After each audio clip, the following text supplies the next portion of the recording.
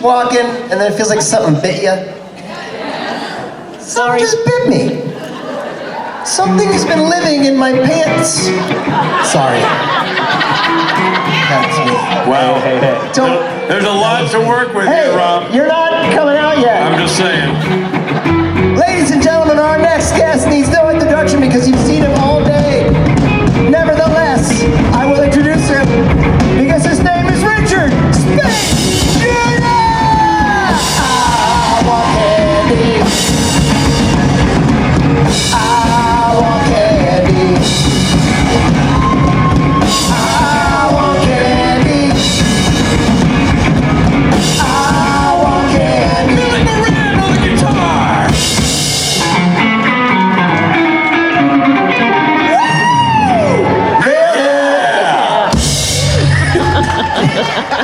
We're backstage deciding what to play for my entree, and we're like, we'll do that. And then Billy, you'll go, and the whole thing's like, no, I won't, no, I won't, no, I won't. No, he said, fine, I'll play it, but not the right notes. And he's a man of his word. Thank you, sir. New Jersey's own Billy Moran. Birthday boy extraordinaire. Hi, everybody. Hi, Rich. Intimate moment with me, Rich Speight. Just us and Steve. Having a private moment where we talk about the things that really matter. And what are those things? Television? I think not. Entertainment? Sure, but what really is entertainment these days? What passes for entertainment these days? Children watching 30-second videos, losing their ability to pay attention. Long form getting crushed in the process. Steven Spielberg arguing about if a movie is a movie that never plays a movie theater. True argument, and one with no right answer. You know, we were talking about that in the meet and greet today. It's like, you know, TV. Well, I got a good one. Movies, their origin story is still images, right? People taking photographs and then figuring out how to string photographs together, frames together to make it move, and how to make it move naturally. And then you got TV, spin-off of radio. Talk. Hey, we can put images to that talk. And now, I feel like, and this is sort of something we talked about in our meet and greet, I kind of feel like those two things are getting merged together. That TV is better than it used to be because of the ability for streaming to not necessarily have to stick to 42 minutes, for them not to have Johnson & Johnson and Alpo deciding what we see. These things, you know, it's not ad supported so much anymore. But then again, you also get movies, like, they make there's so much content that not everything is that great. All the movies in the movie theater are franchises.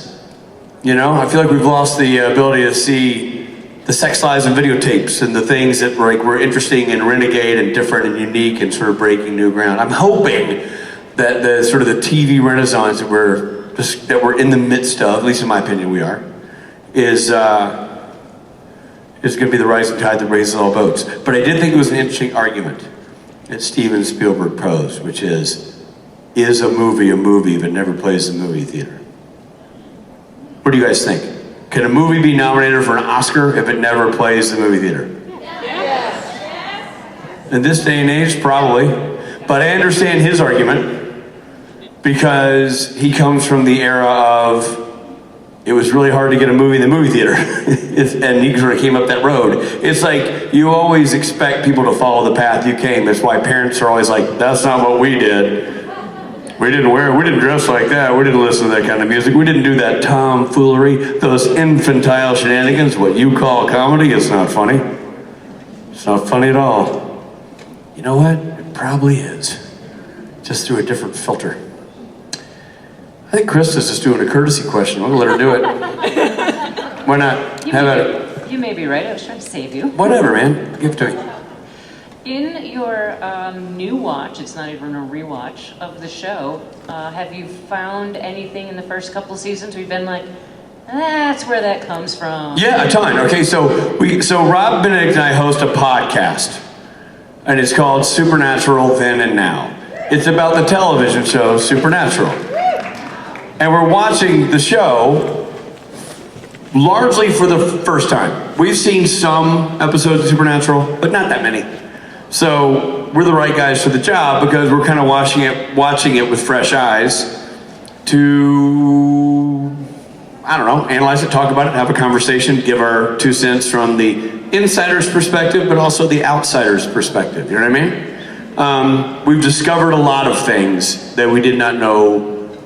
Well, we knew they were there. We didn't know where specifically or why. Some of these are going to seem very asinine to you because you are big fans of the show, I assume, or you have really wasted your money.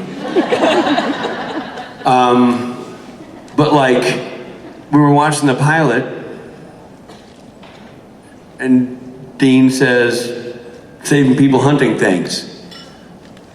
Oh! Ow! That's cool. Family business. That's it. It's right in the pilot. It's also cool. I've spent 10 years or more signing things with those quotes on them, seeing tattoos, like people going, ah? I'm like, ah, I don't know what it is, but ah. Now I know what it is. I mean, again, I knew it has significance with the show, but now I'm sort of finding what that is. You know what I find in this, watching the show? It's really, really, really interesting. We're doing it for a podcast, so it's forcing me to watch the show. But in so doing, I'm figuring out why fans connected so well with, I mean, I'm going with guest stars for now, like Gabe Tigerman. So charming in the show, and it's a charming human being. I get the math of why he became a convention favorite. Aldous Hodge, so great. You can see Sterling K. Brown, you can see sort of the fledgling movie star energy in those guys. And then you see guest stars that I never saw again. I don't know their names. I don't know their body of work unless I look it up, who were just fantastic. Supernatural had this really weird, and I'm biased because I am a product of being a guest star in Supernatural, but I'm also not biased because I worked in TV my entire adult life, both in front of the camera and behind the camera, and deal with hiring guest stars, deal with being a guest star all the time. And so the guest star world, you know, the show lives or dies if the leads are good and the writing's good and it's well shot and all the things that are core elements. Jared and Jensen are why that show's a hit. But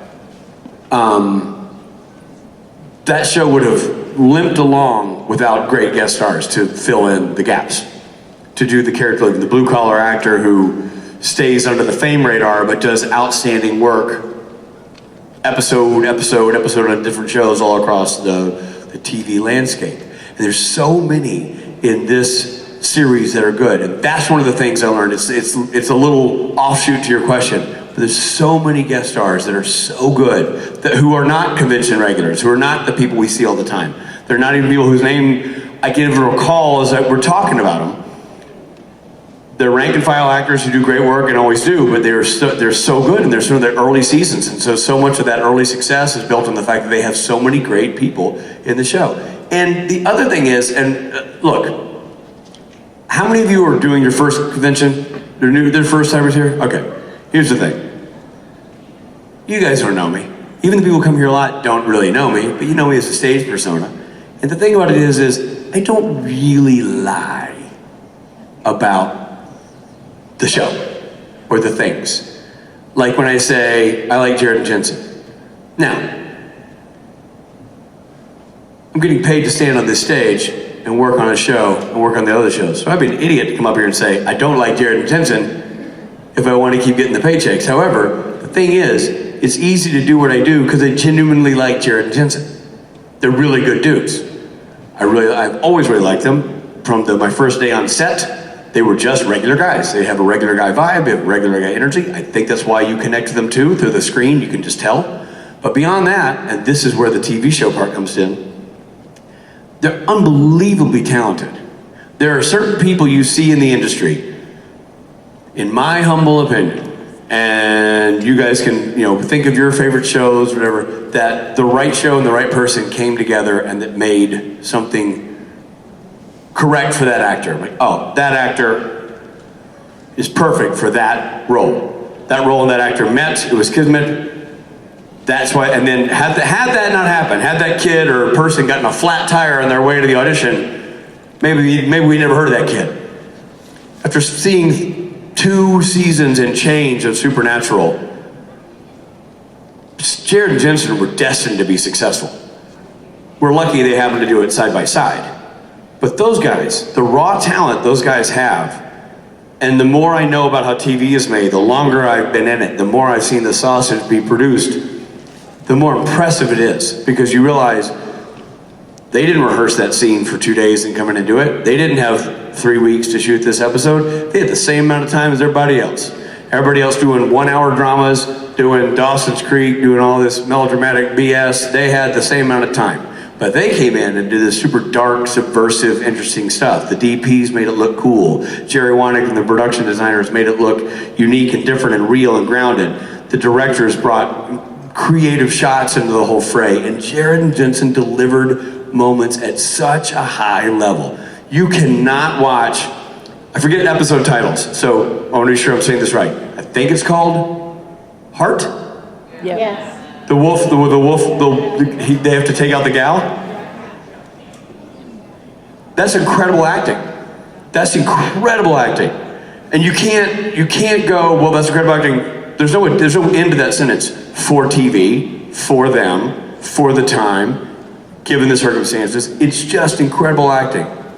Jared's amazing walking out of that room, knowing what he's got to do. And the fact that we don't see it is great, because it leaves it all to your imagination. But that slow push in on Jensen, waiting for the gun to go off, is unfucking believable as well. Those guys are great actors. And that, to me, makes supporting this show really fun, because they're great guys and they're great actors. It makes it fun to go back and watch from the origin story before I ever met them. Just watch the 2 dudes who had pretty good careers, but were, still doing well, hovering in that universe of being guys on TV, but hadn't become names that you knew yet. And you see them act like, that's why we know their name. That's why we know who they are, because they're really, really, really good. They didn't end up on a hit show, Supernatural. Supernatural's a hit show because they ended up on it. That's the reverse. If you take either one of those guys out of the recipe, I'm standing on the floor talking to an empty room, supporting a show that never aired. Yeah, that would just be weird. Which would be weird. Yeah, it would be weird. I would feel strange about it. And my wife would go, what are you doing? I'm like, I don't know. Help me. Come get me. I'm having a crisis moment.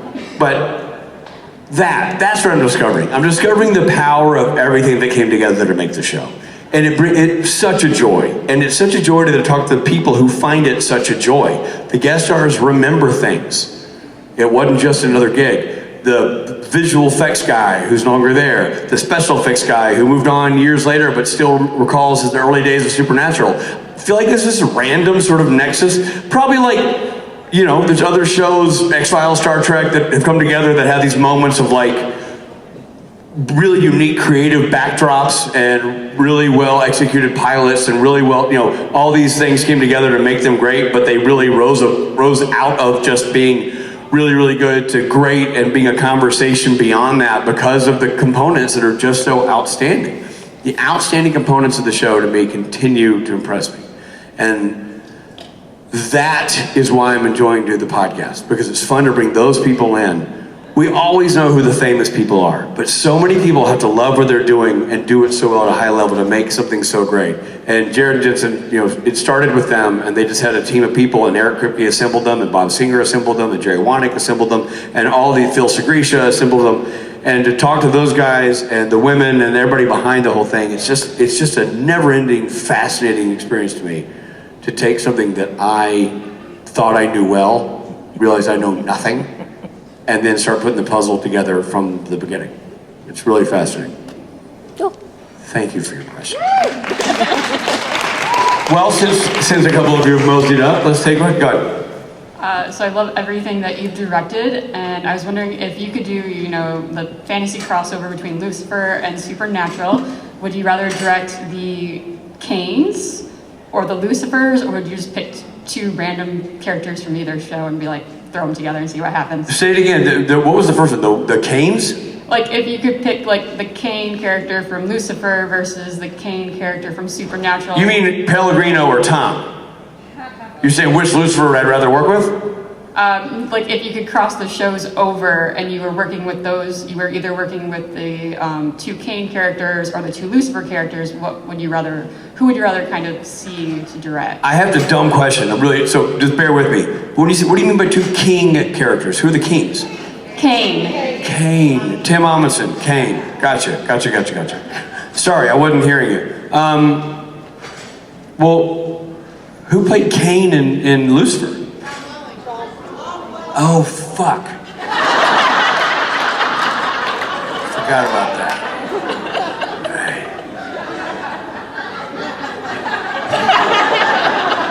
I never directed Tom and Lucifer, so I forgot about that. Well, look, I'm a Tim Amundsen guy. And that's not a knock on Tom Welling. Tom Welling's great. But Tim and I have known each other since we were 18 years old. We went to college together. And so I'm Amundsen all the way. Not only am I Amundsen all the way, but Amundsen did such an unbelievable job on Supernatural that he could have had his own show based on that character. He did such a great job. It's interesting to see, I mean, look, Lucifer was a joke. I'll tell you what I would do. If I were going to do a crossover, I would bring Tom Ellis into the Supernatural universe, not the reverse. I wouldn't take Jared Jensen and put him in Lucifer universe. I would have brought Tom and some of his compatriots, Lauren and Amy, and brought them over to Supernatural and had whatever they're doing end up in Topeka, Kansas, and they're in the middle letters or whatever, however that would work out. And I would definitely have, if you were able to do that and have some sort of, brighter minds than me would have to craft it, but some parallel universe where you could have Pellegrino and Ellis sharing the same screen as Lucifer. I mean, it'd be really, really, really, really fascinating. Because they're both such different interpretations of that show, of that character. And they're written differently, but it's also the interpretations are also different. The personalities are different. How they exist as humans in the world are different. So it'd be really, really interesting to see those guys acting out. Having spent some time with Tom Ellis and Jared Jensen all together in some conventions, I feel like I've seen the seeds of that crossover just happening in a green room, and it would be a lot of laughs because Tom is. But it could be it would have been a really interesting thing to do. I always feel like it's always hard because I come from the Supernatural, that's my home base, right? So you never forget your first Lucifer. And mine's Pellegrino. But it would be great to have Ellis come in our space and play ball and bring some of his people and go like that way. But if you're going Cain to Cain, I gotta go Amundsen, man. I gotta go to Timmy O. What about you? Where do you stand in this whole debate that you launched? I would like to see both of the Cains kind of just, go on a road trip or steal the Impala and see what happens from there. So yours is a road trip comedy with the Cain, sort of like Cain vibe. I was going darker with the whole thing, so I get it. There's room for the hilarious Cain road trip. We could do that. Tom and Tim on the road in the Impala for some reason. Being pursued probably by Dean, who's upset that they have his car. And he has to launch 2 Lucifers after them to try to slow them down. I tell you what, it'd be very different if Tom and Tim were sharing a road trip and sharing hotel rooms. There'd be very different, and the sink in the bathroom, very different grooming material on either side. Somebody would have the beard wax and the groomer and the trimmer and the hair product and the hairband to pull it back. And one guy's just got one razor set on 5. Real simple. Thank you for your question. Can't wait for that episode that sadly would never happen. Yes? Hello, Rich. Hello. I'm Erin. Nice to meet you. Oh, thanks. I have a couple positive notes for you and then a question. Okay? First off, I'm really enjoying SPN Then and Now. I'm so glad you guys seem to be enjoying it too. It's really good. I also really liked Kings of Con, both the podcast and the TV show. Thanks so much for the tip on Silver Lake wine. Like, I explored so many of the places that you guys mentioned in the podcast. Really? Oh yeah, like I lived up there for a little while. It was just fun to be like, oh hey, I found this place that they were talking about. Yeah, man, for those who don't know, Rob and I have our own podcast we do monthly. I don't know, it's kind of sporadic, but we during the lockdown is when our podcast started, and we would, Silver Lake Wine, Rob and I live in a neighborhood called Silver Lake. Silver Lake Wine was a place that, given the nature of the lockdown, we were giving a lot of business to. And so we wrote them a theme song that they have no idea about, by the way. And I'm glad to know that we've driven some customers their direction. I'm sure they'd be thrilled. But thank you. Oh, certainly. And my question is, so I've been curious for a long time about the music on various shows. So you had the album with Dick Jr. and the Volunteers. Correct. And I remember hearing one of your songs on the jukebox, I think in the episode where Jake is arguing with himself. Correct, yeah. Which you directed that one, right? Correct. So does the director have total control over the music, or do you just get to be like, oh hey, I want to put this song in, but other people also have control over the music in episodes? Oh, definitely, directors definitely do not have total control over music, for sure. Good question. So, every show has a music supervisor. They're overseeing the source material or pre-recorded songs that exist that get put in the movie or the show, and then there's a composer for every show. And in Supernatural we had 2 composers, and I think most shows do. And they're so good. The Supernatural guys were unbelievable.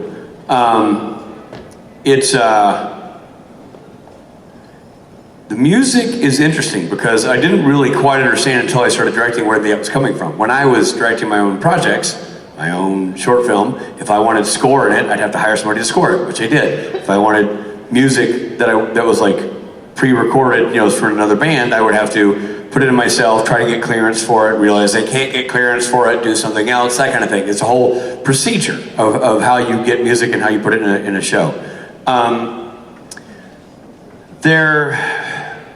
Editors are incredibly good at putting music in these days. I don't know if that's always been the way it is, but since I started directing, editors do a sort of a very detailed sound design to every episode before it goes to producers, so to help sell the story you're trying to sell. So if there's a fight sequence, even though we haven't gone to the sound design team, by the time the producers get it, it's got the hits and punches. Those will get replaced by different ones, but they put in all these sound effects, and they largely put in music. They put in music that either they know they can access, they have clearance to, or so they think that they'll put score in from another movie that then they can inspire the composers, because editing happens a lot to rhythms. A lot of times you'll cut on a downbeat or cut on an upbeat and things like that, so you'll put music in there that is a great template, and if the producers like it, their composers will compose something similar, not even a sound alike, but something in the same time stamp, so it'll work. And in terms of like music that is on the radio, on the car stereo, or even just like they want a background song that's a popular tune, they will put it in the hopes that then the music clearance company can go clear it. For example, I'll use Winchester's episode as an example. I directed episode 7 of the Winchesters, and there's a shot in that episode. Anybody watching the Winchesters? You guys watching the show? Okay. Well, there's a shot in the episode that I'm referring to where they're trying to find Tom Welling. They're trying to find Mary's dad, and the shot starts on a record player turning and comes up and follows the gang, and they all have this conversation, but there's music that's going through that, and the music goes through that, it goes to the next scene, whatever. And it's a 19th show set in the early 70s, trying to find music that fits the time, so I had pitched, let's use Can't Find My Way Home by Blind Faith. And so that was what I pitched. Everybody's like, ooh, that'd be cool. So that's what we put in to the edit, and it made sense because it was all about trying to find the parents, and JoJo was worried about Carlos, the actor is JoJo. Carlos was worried about losing the family that he built with these people, and so the idea of home made sense, and it had this sort of right kind of era, and also the right sort of gravitas, gravitas for the shot and for the sequence. And also then the shot got really creepy with this lady digging in the ground and breaking fingernails, and it just seemed even creepier. And then the song was sort of it went from making sense and being sort of thematically correct to being a juxtaposition to what you're seeing. I thought it was great. I was really happy. We put it in the show. Editors loved it, producers love it. We get a call from the music supervisor saying, "We can't afford that, are you out of your mind? Clapton? Not gonna happen." Damn it. But then, the music supervisor did some digging and found that Steve Winwood re-recorded that song without Clapton. Almost exactly the same as the original. So, and that we could afford. I guess Clapton's more expensive than Steve Winwood. Or the record label was more expensive, whatever it was. So, when you watch episode 7 and you hear "Can't Find My Way Home," even though it sounds exactly like Blind Faith, it is Steve Winwood. It's just Steve Winwood from a solo album where he redid the song on his own record. And so that's an example of how they get involved. Also, I remember this episode of Supernatural I directed, I can't remember episode titles. I think it was called Twigs, Tyne, and Tasha Baines. I believe that was what it was called. And it had the twins in it. And at one point, the twin, the sister dies, and the brother does this unholy thing with this ring that he has to try to bring her back to life. With that comes consequences, as you will know. And Jimmy Pickle, the editor of that episode, found this. He put in this song when he sent me the editor's cut. Had this unbelievable song that it was like, "Oh, the old folk song." It sounded like you could hear the dirt on the boots of this song. It was just fantastic. It was simple, it was mandolin, it was simply recorded. The man who sang it had a gravelly voice, and it was just perfect. It just sounded, because you're watching that scene and he's lighting this thing on fire, it just felt like something from the bayou, and gritty, and all the track and all this stuff. And I was like, "Jimmy, this is fantastic." And he's like, "Yeah, man, it's a song he found years ago from an artist that I'd never heard of before, but I've heard of now, called Seasick Steve." That's the artist's name. And Seasick Steve, it's like sort of a J.J. Cale type. He's like just a songwriter, writes these gritty songs and simply records them, but they have so much passion and heart. He put that song in there, and it was perfect. It was absolutely perfect. So Jimmy put that in there. I had nothing to do with it. And that's an example. So I showed you one where I had an idea. They had to find a different version of the idea, but it worked. This is one where I had no clue. Jimmy put it in, it was unbelievable. And then the specific one you're talking about, where it was that's the last season of the show, right? And so the album had come out, and I'm like, I'm gonna try to get one of my songs in this show. So I loaded that episode, or that season, with Speight references. The outside of the establishing shot of that diner is JC's Little Red Wagon. That's my wife. JC's Little Red Wagon. When you see God in the TV store yelling about, we're gonna end the show now, there's an establishing shot. Next to the TV store is a sub shop called Steve, Fletch, and Frank's Sub Shop. Those are my children. And so I've gotten Steve, and then Jerry put Steve, Fletch, and Frank somewhere else in that sub shop was somewhere else in a later episode too. So I got to sort of put all my boys and my wife in the show. But on that scene, it was a diner. I had to just do this shot to establish where it was. I'm like, I'm going to start on this jukebox. And that jukebox will be playing Dick Jr. and the Volunteers. And I put that song in there because it's perfect for the scene. It makes perfect sense. I'm not going to cram something in that doesn't work. It made sense, it made sense in the setup of the scene. It made sense in the universe we were creating that something like that would be playing, and so that's what we did. And we did it, put it in, and it went down the road, and finally, down the road meaning like I did it, the editor did, and I did it, we cut it, it went to Phil. Finally somebody's like, I think it was Bob Singer or Phil, called me like, is that your band? I'm like, yeah, that's us. They're like, for the love of God.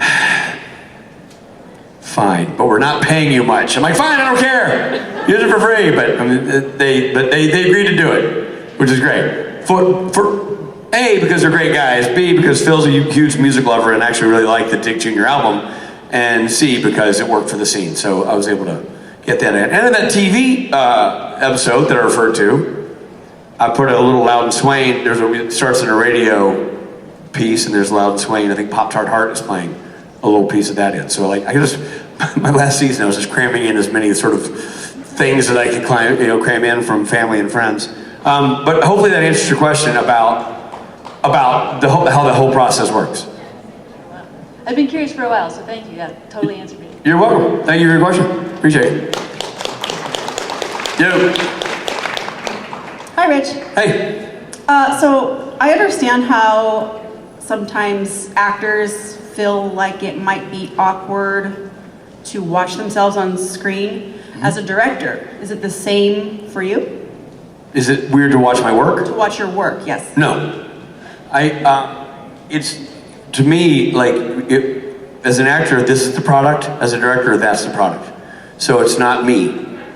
It's this thing that I've done, that I've built with a team of people. And, you know, it's interesting having done, obviously I've acted for way more years than I've directed. But I'll tell you that my wife likes director Rich a lot more than actor Rich.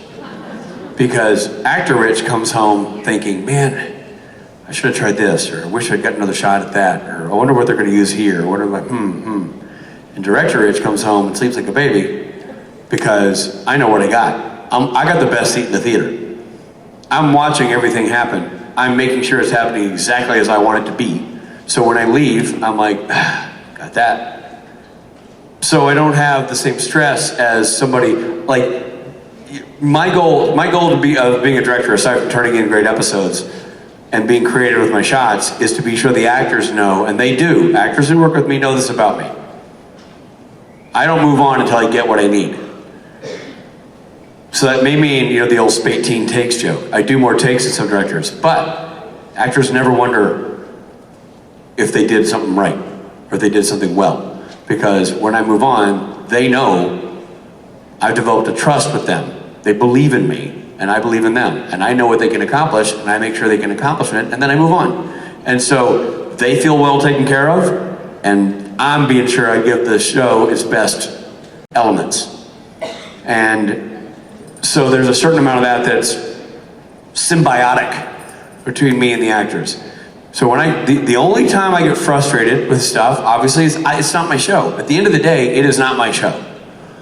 I am an employee of somebody else, and they're doing a show and hiring me to do it. So I'll turn in my edit, but they can do whatever they want with my edit. They can chop it up however they want. They can move scenes around. They can rejigger anything they want to do.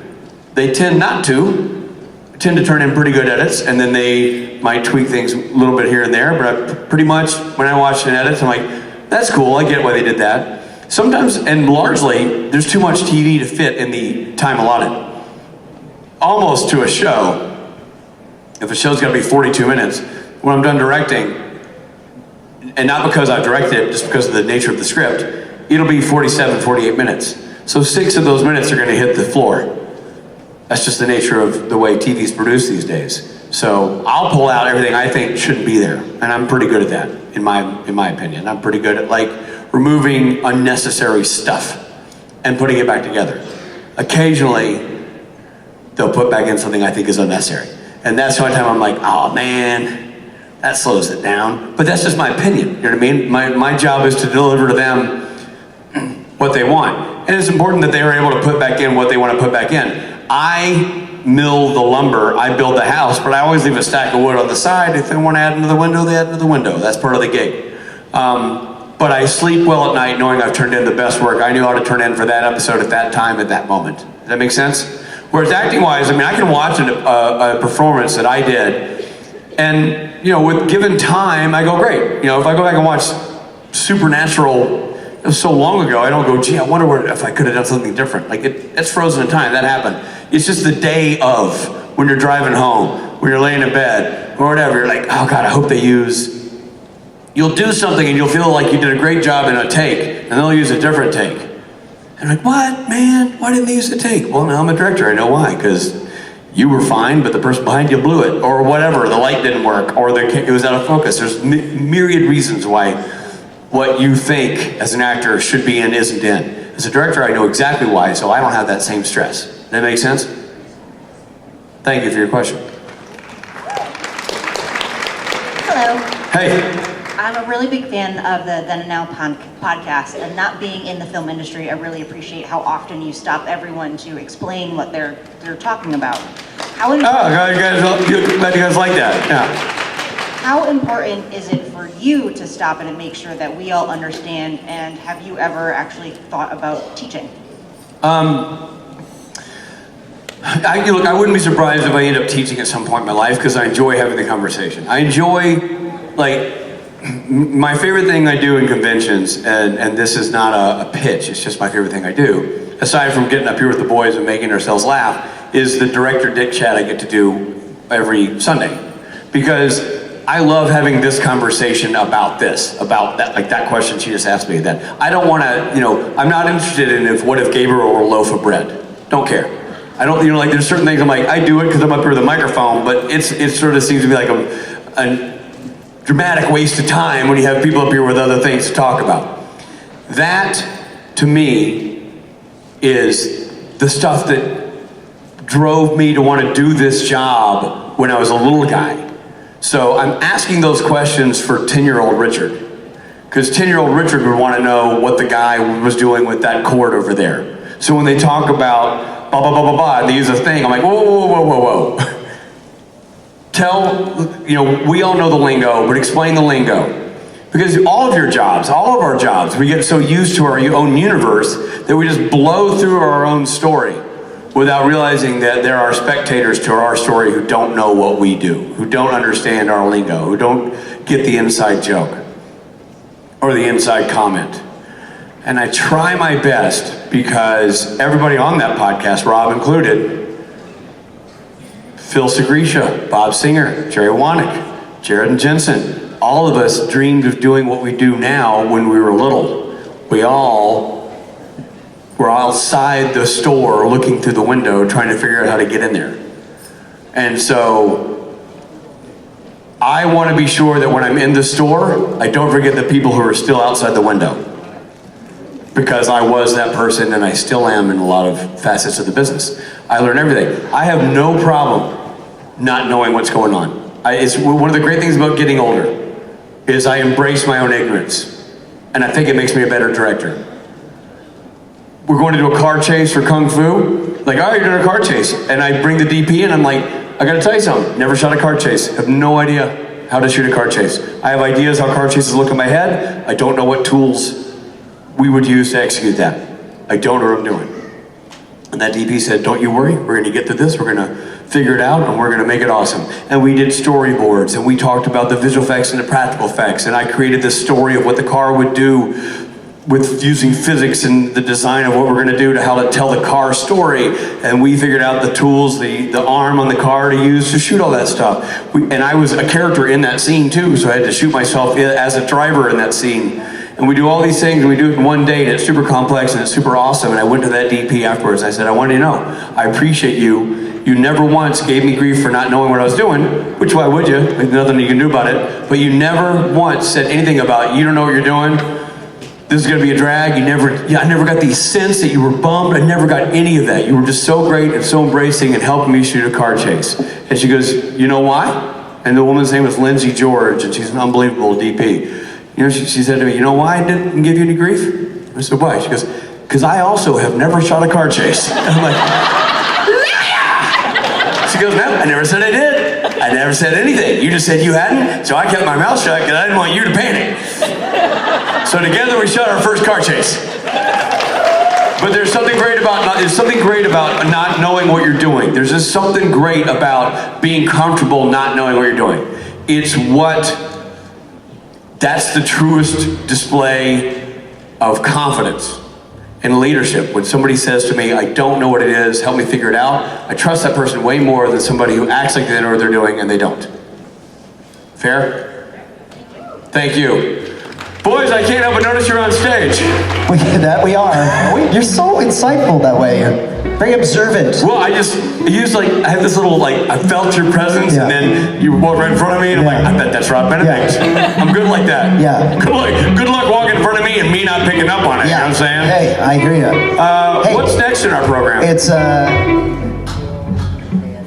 All right. The Power Trio. Hey, ladies and gentlemen, let's do this before we do that. Richard Speight Jr. panel. Thank you. Go Billy! Boom! Boom, nailed it. That was great. Thank you for the panel. That was really interesting. It was a wonderful conversation. So thank you for engaging me, everybody. It was great. Really fun. Great. And now, Robert.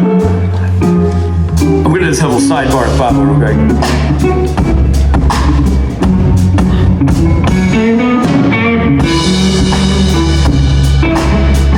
Ladies and gentlemen,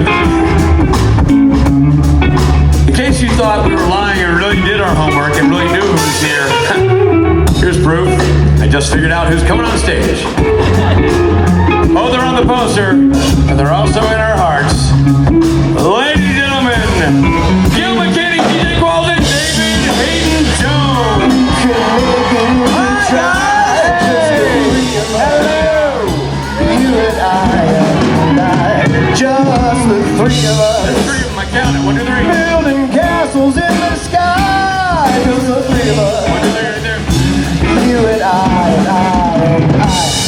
Yeah. Love it. Thanks, guys. Nice.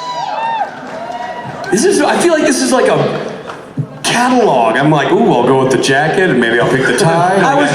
My first statement was I love your shirt. I was listening to you talk back there, and you were saying all these profound things, and I'm so gay. I was like, I love his shirt. There we go. I just want to let you know, I have no idea what I'm doing up here, but I have the confidence to fail. Perfect. This was voted for by the fans. The fans chose this. Oh, thank you. Chose what? This panel? Yeah, they put us together. The fans chose this.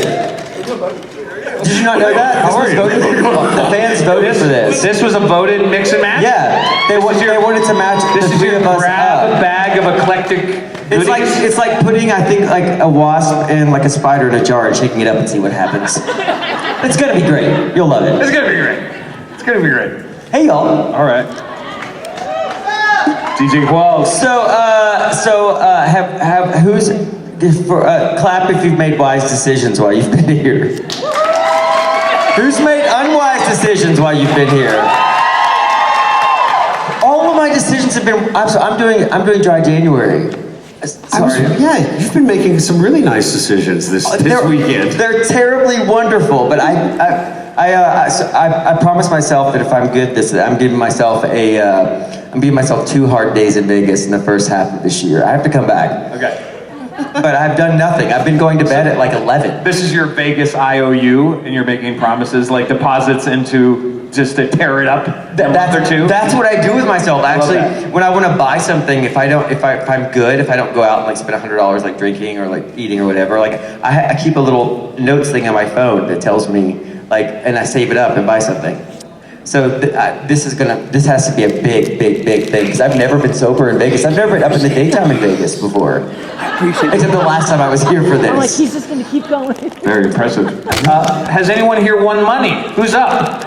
Nice. Yeah. How much did you win? Kim's up 300. She came to the table on the penny slots. For real? Nice. Subsidizing your vacay. Anyone else? Yeah. How much? How much? Win. Nice. 1,300 right over here. Oh, nice. 18. Nice. That's a lot of photo ops. You know what? In the local paper, there's a section. I think it's a daily section that talks about who hit jackpots.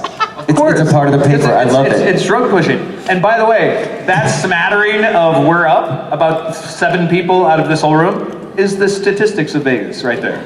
You just saw why the house always wins. But congratulations play. to those who are having a good time at the same time. Not trying to harsh your It's for butt. entertainment purposes only, though, they say. That's right. Don't try to get rich in Vegas. As always, our panels go better when your questions are awesome. So don't be shy, because what always happens is that y'all are tentative at the beginning, and then there's 17 of you waiting at the end, and then we leave. It's like karaoke. Like, people are all nervous at the beginning, at the end of it. They're like, damn it, I wish I would have. And then you hit critical mass, and then you're like, oh man, I want some. Should we take some questions, Let's do gentlemen? it. Should we start over here? Let's do it. My question's for DJ. It's 2 parts. Okay, oh You no. played on the pilot of Criminal Minds. Do a first ever killer on Criminal Minds, right here. So how was that? So what I did was, I put an ad on Craigslist, and I lured a woman, like I would get all these women like responding to a really cheap used car, and then I was like this, gotcha, and put him in a box. Not his character, him. It's all pretending, I don't do that in real life, obviously. How many victims? We didn't go that far, but the victim who got us caught wound up being the head Nazi's wife on Man in the High Castle. So we worked together again. Yeah. Did you say the victim that got you caught? Yeah. She did. She was like leaving clues or something happened. I don't remember how we got caught. It was 900 years ago, but it was fun. It was actually. Is that my first time in Vancouver? No, I shot the core there before that.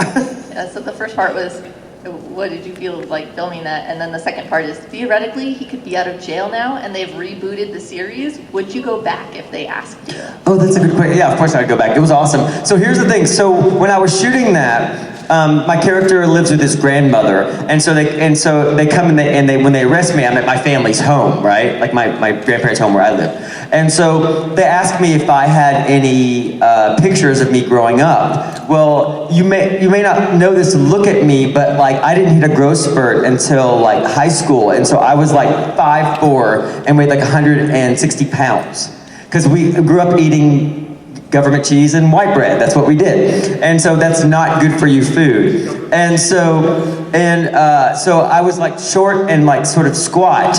And so and my dad gave me Dumb and Dumber bangs and cut my hair until I was 14 years old. And so anyway, so I lied and said that my mother's house had burned down, and so they worked around me and found a member of my family to send them photos of me. And so I always rehearse without my glasses on. And so the scene is Mandy Patinkin and the FBI is downstairs, so I'm walking downstairs and see them, and then we have that face-off. Well, I did it. And one of the times going down, I looked over and there are all these photos of me, like looking like this. And so I turned it and did this, like this. And that's the take they used. I can't be menacing unless you embarrass me, I guess. Yeah, that's what I did, for real. I mean, but I'm so shocked because I can't believe that my parents wouldn't have told me that Hollywood called and asked for photos, but they sent them anyway. I was like, you can never do that again. I love that story. That's a classic example of bringing it in, as they say, fold it into your process. Yeah, exactly. Just use the launch and go with it. Great question. Thank you. Hey there. Hi guys. So I was at karaoke last night. Woo! I got to sing with all of you too.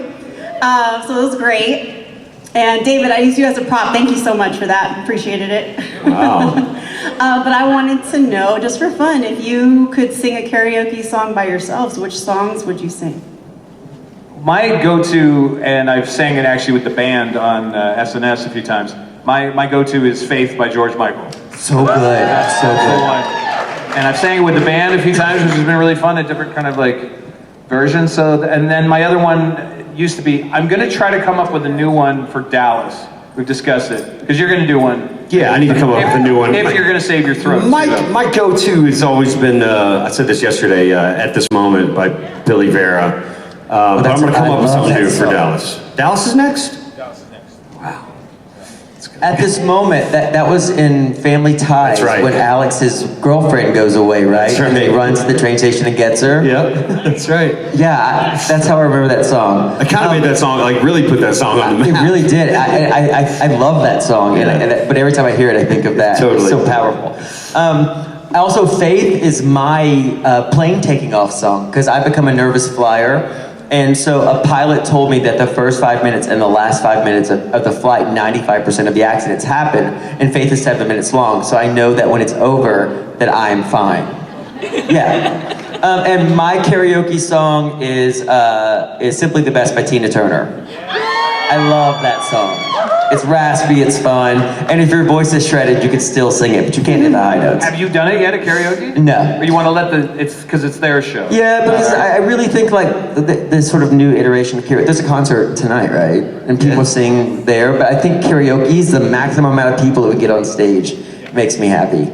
Yeah, I love what's happening in karaoke I would now. bring popcorn to watch you sing Simply the Best, though. Dude, I want that in my life. Maybe somebody will request it and I'll sing it. How sing can I it with bribe them. you? What's the bribe? What's it going to cost to get you? No, I will not sing it now. That's he knows that's Megan. That would be me. No, but at karaoke, what can I bring you? What would be like a bottle of something? No, I usually drink Trulies at karaoke, but I'm not doing it now. But you know what's so sweet?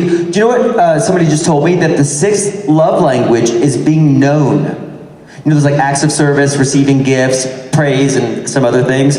But being known, and Creation bought me Trulies for backstage because I don't drink whiskey, and it made me feel so good. I mean, I'm not drinking them because I'm sober this month. But I was like, the being known makes you feel 10 feet tall. So it was a really great moment. Thank you, Creation. I feel loved. Truly. Thank you. Truly. You rocked it. I'm also a cheap date. Truly. High bar. Yeah, truly rocked it. And we're sort of I think we're in kind of a renaissance with the karaoke. It's a sort of resurgence. People seem to be having much more fun, and I'm having a lot of fun too. So thank you guys for coming. Hello, thank you. First off, I want to say, David, please do not shy away from showing us your smartness, because smart is sexy, and I think that's because when people are passionate about something, like, it just shines through. So please don't shy away from that. Thank you so much. I appreciate that. I don't know if I shy away, but there's such a douchebag trap when you know what I mean though? Like when you're trying to tell your truth, but it also comes off as a flex. And I think social media has made that even worse. So if you're just trying to tell the facts of your life, you're like, yeah, when I got a 99% on my math quiz in grade 12 and I won the Governor General's Award in Canada. Fucking dickhead. You want to punch me in my stupid face? I want to punch me in my stupid face. But if it's germane to the story, yeah, I'm not going to pretend that I didn't learn a few things over time. So I appreciate the vote of confidence, and I'm always trying to find the humility versus the truth. Does that make sense? Absolutely, Thank you. absolutely. And my question is actually for the whole panel, based on this passion question, which is, what is something that you are passionate about that we actually don't know about, that you'd be willing to share? Oh, wow. I love home decor and refinishing furniture. I wish my dream is to have a wood shop someday, because what I loved when I studied architecture, yeah, some wood shop folks. We love to cut wood. I agree. So that would be something that is like my sort of when I'm semi-retired in my dotage, would love to just buy some gear and start making furniture and designing furniture. So I definitely want to get that tactile thing. I have like 3 projects that I'm itching to get to, but I've been traveling so much and working so much with these, which is amazing. But I'm looking forward to some free time and getting my hands dirty and refinishing and restaining. I like to take old furniture too and like make it new again. Does that make sense? So that's one of my passions. Do you ever pick up furniture off the side of the road? I've never done that. No. Okay, because I love doing that. I'm always paranoid about that stuff, like bugs and stuff. About parasites? Like bed bugs and shit like that. Like, I'm always scared of that. Scabies? Yeah. Is that a thing? No, dude, I thought I had scabies once. I came back from the Philippines. I shot a movie there. WebMD should be locked off at 1 a.m. You should not be able to go on WebMD at 1 o'clock in the morning because you will have everything. Especially... I know. Oh, I see, we've met. And so, no, I came back from the Philippines. I was there for 3 months in the jungle, not in Manila, in Bohol, in the middle of nowhere. And my skin was itching very badly. And I was reading online, and my skin rash looked like scabies on WebMD. And so I and it said that you need lye soap, and so I called all of the places all the drugstores that were open, and they're like, and finally one guy was like, I think they stopped making lye soap in the 1940s. But everything said you have to burn your bed linen, like you can't just wash it, like you have to destroy it, right? And so I made an appointment with I called my dermatologist service and went in right when they opened, and he went to touch me, and I went, put on gloves. And so he put on gloves and did that, you know, that big magnifying visor, and did this. You've got dry skin. WebMD, man, it's bad. So DJ is passionate about scabies in his spare time. And lotion. And lotion. Dermatology, late night WebMD. I love artisanal lotions. I don't know. I love being outside. I love getting my hands dirty, like, you know, working in the garden, that sort of thing. But lately, I don't know if it's more of like a passion or like more of like a mildly unhealthy addiction. But I'm like really into court TV and like Dateline and all this true crime shit. I cannot get enough of it, and I think I need to step away and take a little break. But yeah, I find it all so fascinating. Not so much the crimes, but like the detectives and solving the crimes, and then the whole court process. I feel like in my next, I used to love the first 48. I love the first 48. I watched them all. I feel like in my next life, I want to be like a detective. Right now, I just want to play one on TV. What kind of law did you practice? Personal injury. Okay. It was awful. But my student loans were so big that nothing else would pay me that quickly and that much. But it was soul crushing. The lawyer I worked for, I think, was a party at the Supreme Court case in 1969 that allowed lawyers to solicit. Wow. Yeah, he was like 1,000 years old and didn't do anything anymore. But it literally was like, if you've been injured, it was like Jacoby and Myers, but one of the original guys. Like he was seriously. Yeah. By the way, I saw Avatar in 4DX. You get ragdolled for 3 hours and 12 minutes. It's not gentle. What's 4DX? Like when the seat moves. Oh, shit. Like, and when somebody gets shot with a bow and arrow, your chair hits you in the back. I'm not joking. But I know what Avatar smells like. Or Pangea, or whatever the hell it is. I know what it smells like because they put that smell in, and I know what the ocean smells like there. But the thing is, it's not gentle. So like a lot of people left. They ragdoll you, literally. Yeah, ragdoll. I would probably get I felt like I'd been beaten. That's the other thing, is that about an hour into it, everybody was like, is anybody else nauseous? I said that, and everybody's like, everybody was nauseous. Yeah. It was a lot. It's too much. But anyway, in the whole thing, I was like, I kept singing Jacoby and Myers, like, did you see Avatar in 4DX? Call this number. The whole time, and then we started laughing, and then we ate a weed gummy, and it made it easier. You know how it is. Thank you. Hi, my question is for Gil. I was just wondering, what was it like to play the iconic character of Prince Eric in Once Upon a Time? It was, it was awesome. I went in one afternoon to casting and casting office in Burbank. They put me on tape, they sent it up to Vancouver, and then I think I found out fairly quickly. And I was like a little shocked. I don't know. I know that I know The Little Mermaid and that character, and now that I've got small children, I know it even better. But yeah, it was a blast. What if I was shocked that they cast me, to be honest with you. I was so thrilled, and it was other than some of the wardrobe they put me in. I had a blast. Tell me about the wardrobe. I'm curious. It was the first thing was like a bedazzled smock of some kind. I don't know. Like a figure skater? Were you wearing tights? Tight, yeah, tight, like pleather. I want to say. Go on. There was like a cable knit turtleneck situation going on. Yeah, so. Did you have any escape routes? It's like, they talk about the superheroes have the cod piece, and it's a whole ordeal if you got to go pee. No, cod piece? He wears one in life. I'm curious. I always wear cod piece. I'm curious. I need to know if I'm going to mix my love of artisanal lotions with looking at photos of you as Prince, Valiant, or Eric, or whatever. Come on now, it's Saturday. Yeah. Wait, what was your question about? Did you have trouble peeing? Did you wear a cod piece? I think that's the question. Yeah, of course. The classic. I actually did pee pee my pants. This movie Metamorphosis that I did a couple years ago during COVID. There's a scene where my character like loses control of his faculties, and they were trying to rig this like. You peed your own pants for art? They were trying to rig this thing, and I was like, guys, I Watch drank this. like 4 bottles of water. Let's go. And Screw all this apparatus. Watch this. I think it was the best work I did on the movie, actually. They were like, "You're going again?" Yeah. That's powerful. And I was like, "I'll wash them." Does anyone have a jellyfish sting in the woods? Because Gil's here to pee on you. Somebody said this. I'll wash them. Was it somebody spectating, or was it somebody that worked on the production? I've never peed my own pants on television or in the movies. Well, what about in your personal life? Of course, everybody's pissed their pants. Come on now. So yesterday, this ties in nicely into the nonsense that is social media. So I made a joke in the VIP meet and greet. The VIP meet and greet was my first thing yesterday.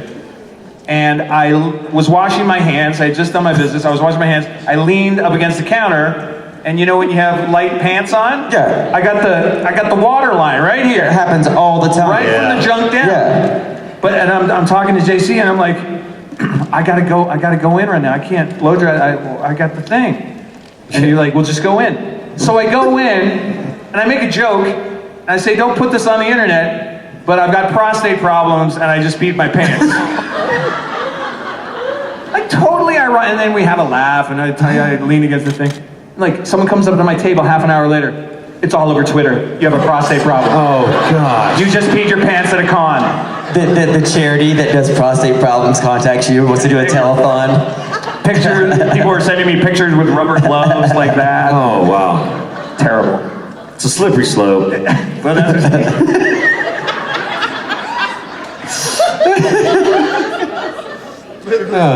yeah. Where are we? Yeah, I don't know. Yeah, thank you. I think so. Wait, is that right? Where's it? Yeah. Yeah, we're looking over at you. here. Over there? All right. Wait, over here. Hi guys. So DJ, you are always the host of the world's shittiest game show. I am though. And never the contestant. So I want to turn the table. All 3 of you can play if you want. Yo, they should play too. I want them to be involved with shitty stuff. Tell me. Okay, I want you to guess a number between 1 through 158. Oh, wow. And if it's the number I'm thinking of, then yay, you win. And if you lose, then oh well. Your punches in the balls, is that what you said? Ooh, is that what you said? The stakes just went up. I hope I lose. Exactly. How much does that cost? Did you say 1 to 158? 1 to 158. Yeah, 158. I have a bad prostate, so I have to remove myself from the ball punching. Oh. There'll be a fountain up here. DJ, you Geyser. Are you okay? Close? Were you doing earmuffs? I was seeing if something was coming to me, and something did come to me. I'm gonna go first. 17 came to me, but then all of a sudden it switched places and it's 71 now. Do I get kicked in the balls? Are we all guessing the same one? Yeah, we're all guessing 1 to 158. Okay. I'm 101. Yeah, what are your guys' guesses? 101. 101? Gil? 43. None of you are right. Well, is there like someone's closest? Who's close? Well, that's not how the game works. You played the world's shittiest game show. What are you doing right now? So do we all? If you're gonna do this, represent it correctly. I'm gonna come down there. It's whoever got closest. Okay, yes. Hold on, you didn't let me finish. She just wants to punch us all in the balls. She's wanting to punch us in the balls. I get it. We have faces like people that need to get punched in the balls. I was thinking about punching you both before we get off the stage. Can I finish? Yeah. Go home. Can I finish? Yes, Can I finish? My game show is much simpler than this. DJ was the closest. Nice. It was 65. Okay. It's a game show that I can't lose because I created it. True. What do I win? Well, this really is shitty. At least I give a prize for my backpack. Like a handful of vitamin C or some Tic Tacs. Like you came up here with nothing? She made a shittier game show. That is really shitty. That's just called guessing numbers. My 2-year-old does that. That's like in Vegas Vacation where cousin Eddie takes Clark and they make up all these games. Yeah, that's right. And here's the other thing. What hand is it in? Change your number at any time. Is there an auditor? Yeah, I write mine down. Ombudsman? Has it been written down? Yes, I do. I don't need proof. I believe you. You're not going to punch when me in he the balls. comes close enough, punch him in the balls. Punch him in the balls. Here. That will be when I win. That will be my prize. Punch him in the balls. Show me your 65. No, I believe you. Okay, good. Punch him in the balls. Punch him in the balls. From behind. No, I gave that away. Perfect. Oh, what? Wait, I gave one away out of my bag. That was the gift. But that was the, oh really? I'll take that because that was the one out of my, I gave a Rubik's Cube out of my bag. This is what they say, what, leave a quarter, you'll get a quarter or whatever it is. Like I gave somebody something and it came right back to me. This is crazy. Okay, we're new best friends, call me every day. Thank you. My bouncer came out to make sure I didn't get punched in the balls. Did you see that? She was like, oh hell no, you don't be fixing to punch him in his balls. She's the best. She's looking out. You know what I just found out too at my table? I find out the weirdest things at my table. Now that we're talking about balls. Apparently hamsters have to have their balls taken off. What? Hamsters? Yeah. Like you neuter hamsters? Because they fuck like hamsters. I thought it was rabbits. And so they're all the rodents? Rodentia family. So who's neutering the hamsters? But do rabbits get neutered? Castrating them. Yeah. So they castrate them and then put them back into the wild? No, not into the wild. If you're domesticating them. All right. I had 2 rabbits and both of them had fully intact. Well, you're a country boy, though. Yeah, I was a country boy. We weren't worried about seeing something. That's right. I've seen things. Done things. We over here? Yep. Hi guys, first of all, I would like to say thank you for karaoke last night. It was yeah. And my question is, for all of you, if Henry Winchester and Ketch met, do you think they would get along? Absolutely not. Are you mad? Are you mad? At what point? Well, you're Hank, so you decide. Well, I mean, but you, like some toffee-nosed Brit coming over to tell you what to do? You think Yeah, I mean, it doesn't look good. Handle that at all? Although, you were bespoke in a suit. So maybe that we could go to... Bespoke in a suit? Maybe we could go to a haberdasher together and a nice... go get a fitting. A what? A who? What's a haberdasher? It's a hat maker. Yes. They're called a haberdasher? Yeah, haberdasher. Oh, never knew that. And then go to get nice tailored suits made. They would probably, get along on that level. On the Catch redemption arc. Right. But definitely not in the OG Catch, the original. Yeah, definitely not. Hell no. Definitely not. You'd have your way with me. Yeah. Stop it. Wasn't even me. He said it, not me. You're just searching for double entendres. It's so easy. What do you think? I think Henry would kick Ketch's ass. Yeah, 100%. Yes, nice. 100%. But both in suits, which would be kind of cool to watch, right? And you'd be doing your old English with cod pieces. You'd be like, hey there, what's the rumpus? I'm Henry Winchester. I'm going to give you a knuckle sandwich. Why, sure I am. Is that close? Yeah, you nailed it. Thank you. Thank you. Oh, I'd watch that. Good afternoon, gentlemen. Hi, Cheryl. Hi. Get in the Wayback Machine and think back to what is the one thing you remember from your very first day at Supernatural. The set showing up. The first memory from the first day? Yes, Yeah. the very first time. I know mine immediately. I went to Cactus Club and had sweet chili chicken at lunchtime. It's a good memory. Yep. And that's actually, and every time I ate, anytime on Supernatural, it was rolled into burritos. It was that. They would go and get it for me every time I ate. So yeah, I remember it well. Jared took me to lunch. We went and had 2 shots of tequila, and I had a sweet chili chicken. And then you went straight to the toilet. Yep, exactly. I remember the first scene I ever shot was such a weird little pickup, and this is when I had no idea what the role was going to be at all. Like I got this job. I was only signed for 3 and 1 was just that little, I'm on a phone and it was half my face. That's the first thing I ever shot. And it was with Phil Segretia, and it was down in southern British Columbia, about an hour and a half out of Vancouver. And it was literally supposed to be like 2-shot pickup and me getting on the motorcycle and me taking a phone call. That's after I killed the little, I didn't, the make-believe catch.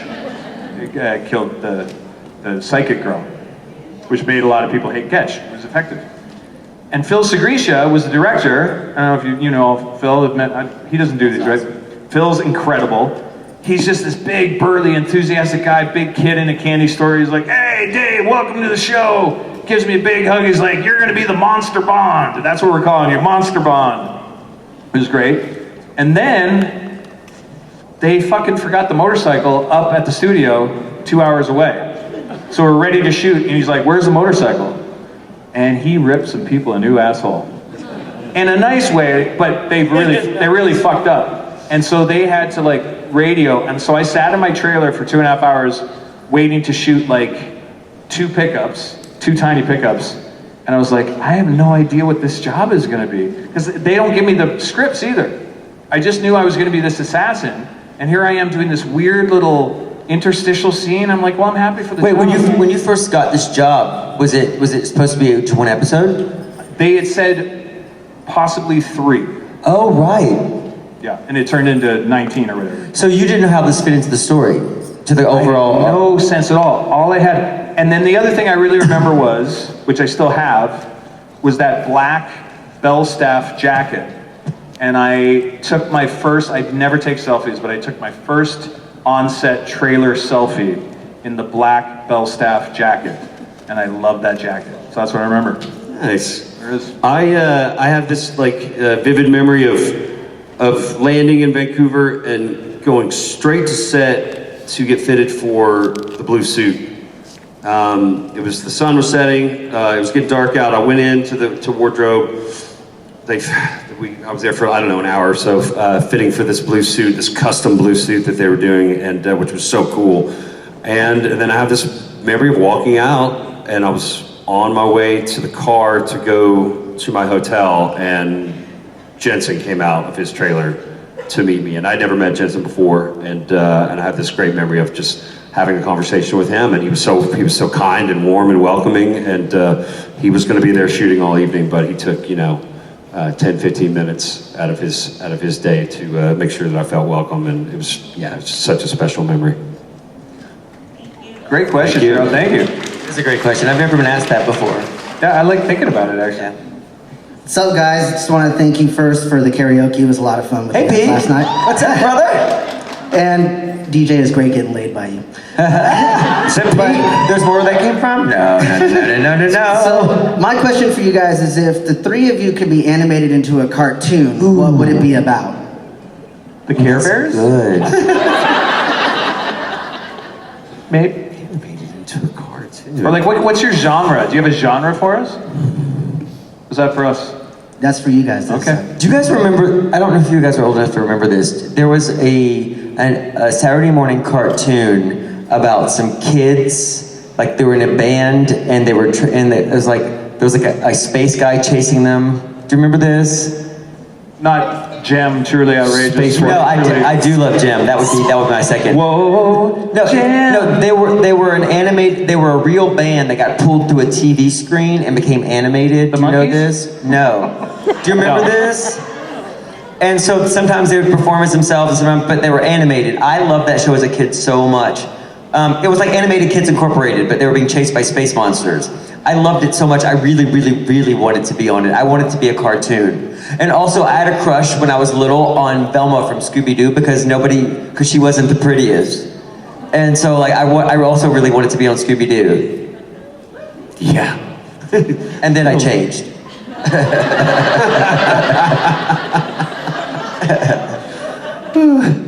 You know how it is. I'm trying to think, like, my kid I would love for all of us to be Pokemon. That would be good. We could all be like different creatures of Pokemon. And I would like to be Bulbasaur with my giant bulbous back. And I would like to evolve into like something else. You could be Charmander. Charmander? You could be with a fiery tail. And you could be Grookey. I've never seen it. What's Grookey? He's adorable. I want to be Grookey. And he sits on his handler's head. Oh, it'd be adorable. I see we met. How about us as Pokemon? I'm gonna now look up. What's his name? Grookey. Grookey. Okay, I'm gonna look him up. I want to be Grookey. He's so adorable. Grookey. I have names for you guys. Okay, give us names. Dejachu. Yes. All right, you guys have them. All right. Catchasaur. Yes. And a Gilmander. I love it. Nice. We solved it. We cracked it. I love that. Hey, there's artists in this crowd. I want to see the three of us as Pokemon. Make it happen. Pikachu. I want to be. I love that. Pikachu, Catchasaur, Gilmander. Done. I love it. Perfect. Hello, Gil, David, and DJ. Hello. So my question is a TV question too. If you could recast your favorite 70s show, Brady's Bunch, whichever one it was, but only using SPN not characters, but actors, what show and who would you take from the SPN actors database to put into that Ooh, TV show, yeah. reboot it? All in the Family with Mark Shepard as Archie Bunker, DJ as Edith. That would be amazing. I would fucking watch this. I would watch Archie! That would be amazing. And then Mark just being, shut up, Edith. Shut up, Edith. And I would be Meathead. I would be Meathead. Can I cast myself? And Samantha Smith would be Gloria. Gloria. Oh, that's good. Civic. That's really good. And then who else? The Neighbors of the Jeffersons. Perfect. Can I also be Louise? What? You don't? I love Louise. You want to be Louise as well? I love Louise. And also Maude. Maude was a spinoff of that show. Yeah, Maude. It either was a spinoff of Maude or Maude was a spinoff of that. I think it was a spinoff of Maude, and the Jeffersons was a spinoff of All in the Family. That's right. That's right. Yeah, so it was all the. I've got some strong B. Arthur energy. As I'm getting older, I think I'm turning into B. Arthur. We'll see. Yeah, I really you want to switch to B? Yeah, I'll be Maude. No, but we're doing All in the Family, and I don't think she ever was on All in the Family. I think she was once at the door. That's how they started it off. Yeah, exactly. Yeah. Spun her off. She was so good. I love Other 70s TV. Me too. Good Times. I love Good Times so much. If I was here's the thing, I would love Sam Ferris to play Mrs. Brady. That's totally turn it on its ear. Ooh. She has that raspy voice. Marsha, get down here and eat your cereal. I would love to see Jensen and Jared do an episode of Starsky and Hutch. Oh yeah, with completely with the hair. All of it. And the bell bottoms. All in. Yeah, that'd be dope. Gil, it's your turn. Oh, it's my turn? I don't know. We could do Three's Company. I'll be Jack. Yes. And you have to fall over the ironing board all the time. And the swinging door will hit you. Yeah, we'll just do like a modern day. And who'd be the women? You guys. I would be Mr. Roper. Yeah. No, actually, I'd be Mr. Furley. Oh, really? Don Knotts. I was going to be Furley. I can't. Okay, you can be Furley. I'll be Chrissy then. Why am I?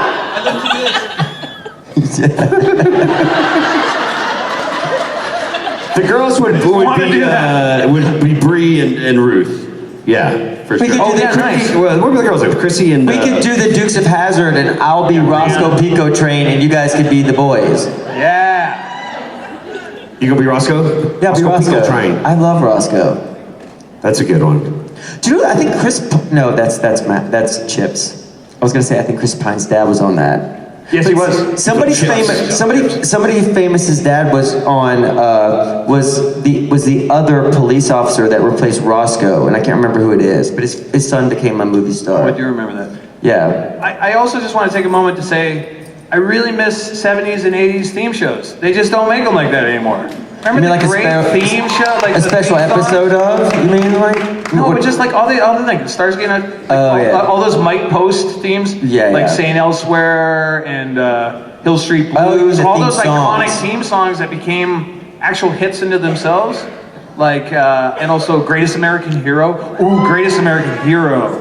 That'd be a good one. That's not 70s though, it's 80s. I love that. Anyways, we can do the whole day. Great question. There we go. Thank you. Did you know that Willona Woods, who was the next door neighbor to the people in Good Times, sang the theme song to the Jeffersons? Did you know that? Yes, she did. And Alan Thicke did the theme song to Gilligan's Island. That I did know. Gilligan? Yeah, he did. Sit right up in here until that. He just sang that. He was a jingle man. Yeah, he really was though. Hi. Hi. I'm scared of this question. Do you know what she asked me in my panel? Real nervous. Which of the Winchesters I like better? I like it. That's a trap. Straight to it. I wanted to know, where did Catch go during the karaoke party? Because I thought you See, another hard-hitting question. Yes. I don't. Was Catch at? This brings out the Oprah in me. Was Catch at the karaoke party? I was did he there go? for 5 songs. Where did the person who played Catch go during the karaoke party? Well, I don't know. Well, in honor of Adam, I did the Irish exit. I actually got 2 big scripts come through from my agent. I had the tape and I had to audition. Yeah, no, it's fun. It's a great opportunity, but not when you're working. No. You have to work while you work and you're on the road. You know, we got to do these things called Work has to come first, and also so I if you had, don't to do go, I had to go this- study, which is great. I'm super grateful, but it cut into the fun, so I apologize. I don't know. See, here's the thing. I don't know if I should have said goodbye, but then I don't want to suck the oxygen away from you, who are the real stars of the night. There's always that tenuous question. So if anyone was offended that I left karaoke early, I apologize. Tweet about it. That was not a hard yeah. Fuck yeah. Suck it. I'll say goodbye properly next time if I must leave in Kesha's accent, and I shall recuse myself elegantly. I didn't and know with until alacrity. I loved you, but I didn't know until I was in the green room. I didn't. I really didn't. You were blind up here. I don't know what's happening around me. Exactly. So I apologize. But that's a really good. Here's the thing. So those are real things. Those are how we get jobs now. We have to self-tape everything, and there's a deadline, and usually it's on Monday, right after you have something planned for the weekend. Well, and exactly, and it never fails. I'll have dead weekends, completely dead. Tumbleweeds are blowing across your living room. Yeah, and then I'm at a con working, You get one. expending all my energy. And I've got 2 scripts I got to read. I got to put words in my head. I got to figure out a reader and all this sort of stuff and travel. So it's like, it's boo-hoo, champagne problems, but I had to go work. So there it is. Thank you. Hello. Who's yelling at me now? Again? What'd you say? You thought Gil did what? She thought you were Catch. Did you leave? You didn't leave. We do that though. We take breaks. I don't take breaks. No. But people need breaks. I mean, it's a lot. And also, we're in our mid to late hundreds. We need to step off stage occasionally. And I have a prostate problem, as you know. You don't want to. Yeah, exactly. We're having a telethon. You're like, David the streamer, he's back. Put your flamingo away, Hadyn Jones. You're leaking. Hello. Hi. Before I start, I'd like to thank DJ Qualls for Memphis Beat. You were amazing in that. Oh, thank you so much. I love that show. We shot it in New Orleans, but it was actually one of the best times of my life. Yeah. And so my question is, if Supernatural, because I want it to happen, becomes a movie, would you guys come back and be characters in the movie? Yeah, I'm still alive. I'll be there in 2 seconds. They'd be like this, we're making up there. Yeah, absolutely. You can die on Supernatural and come back. I know this. I've heard that before. I've heard that. What was it? I'm friends with Mary Winchester. I'm very aware. Dean has technically died the most, right? What's the head count on deaths for him? 117? No. Is that real? He's at 117 times? Wow. Well, and you're right.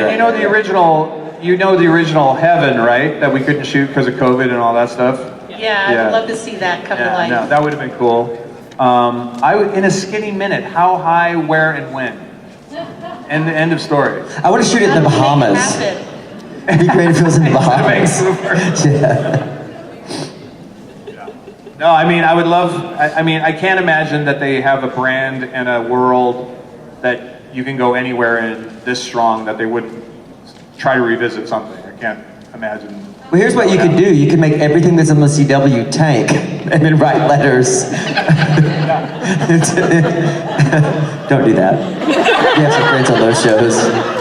And don't tell anybody I said that either. Delete this if you're recording it. But you could, though. You want us to make it happen? Yeah, let's do it. Actors have no power. I think that I had to go shoot something on Friday night and rehearse, and I had to do the hours. I wish we had more leverage. I mean, I guess really famous. We have very little, even they have very little power. At this moment, there's a lady with a cattle prod just right back there waiting to electrocute us if we leave stage too early. We have no power. Jared and Jensen and Misha could probably make it happen. Yeah. And they should. Tell them. And this show has been so good to me, I would do it for free. I would not do it for free, but I would love to do it. Yeah. Well, so I didn't get the setup. Gil, what would you do for free? What was the setup? Oh, Richard. Oh no, specific to It has something to do with a ball gag. She was asking about a Supernatural movie, and if we could make it happen, the three of us could get on that. And if we would be in it. Rich, it'll be on YouTube. I feel like that question is a great question. It is. Probably more aptly aimed at the other two fellas who might be on stage. That's what we said. Not that you don't have tons to pull, or all of us have. I mean, if we all rally together, I'm sure it would happen. I think we could do a stage play adaptation. We can have that for you. That's little black box theater action. Little 99 seat house. Well, yeah, like sort of Steppenwolf back in the day. We'd have burlap costumes. We'd be like putting it together with gum and duct tape. Well, they really have to use their imagination. Yeah, minstrel show. It would need that. We'd all be in black turtlenecks. Yes, it would need a little mind help. Ladies and gentlemen, right there, that's DJ Qualls. That is David Hayden Jones, and that is Gil McKinney. Thank you guys so much. Just the three of us. See you tonight. They can make it, they try. Really, but just the three of us. You and I and all them. Just the three. Just the three of them. Wow. What are you doing? Castles in the sky. Just the three of them. That's nice. Those three guys. Those three guys, like it. I also think you could say DJ David and Gil McKinney. The three of us. DJ David and Gil McKinney. Come on, y'all. Y'all know me. Come on, y'all. Hey, you know me. Ladies and gentlemen, boys and girls.